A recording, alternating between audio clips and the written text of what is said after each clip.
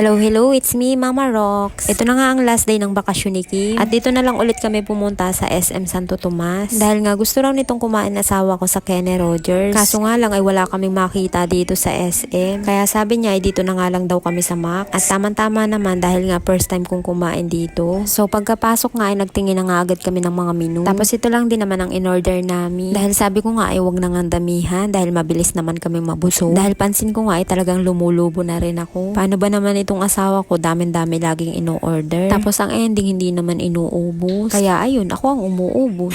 Siguro ganun talaga ang mga nanay na mabilis silang manghinayang sa mga pagkain. At pagdating nga ng mga order namin ay inumpisahan na nga namin kumain. At alam nyo ba na kapag kumakain kami sa labas, ay itong si Yumeshi ay halos hindi kumakain. Dahil nga french fries lang talagang alam niyang kainin sa labas. Kaya naman ang ginagawa ko bago nga kami lumabas ay pinapakain ko na muna siya sa bahay. Ngayon nga kinakain niya lang ay yung tinapay na dessert. Buti naman kasi nagustuhan niya. Tapos tinikman nga din yun ng asawa ko tapos nasarapan nga din siya. Pagkatapos nga namin magbayad ay aalis na nga rin sana kami agad. Pero nakita nga ni Kim yung mga caramel box na naka-display. Kung saan nga ayun nga yung pre na dessert sa aming mga in-order. Tapos bumili nga siya para pasalubong sa mga katrabaho niya sa Japan. Pagkatapos naman nun ay dumiretso na nga kami dito sa SM store. Dahil nga last day na ng bakasyon niya ngayon. Kaya kailangan na talaga niyang bumili ng mga pagkain na dadalhin niya sa Japan. Dahil kung sa Japan ka nga bibili ng mga pagkain ng Pinas, ay naku po talaga namang doble na ang presyo. Kaya sabi nga niya ay talagang dadamihan niya na. Pagkatapos nga namin dito ay umuwi na nga rin kami ng bahay. Tapos pumunta nga rin kami ng Tanawan para magpamassage. Hindi ko na nga rin lang naisama dito dahil nga bawal. 10 PM na nga rin ito nung April 6 bago nga siya umalis. Pinatulog ko pa nga si Yumeshi para at least maihatid namin siya sa sakayan ng bus. Dahil sabi ko nga ay kailangan makita ni Yumeshi ang kanyang pag-alis. Dahil nga baka kapag umalis siya nang hindi nakita ni Yume ay malungkot nga ito at hanapin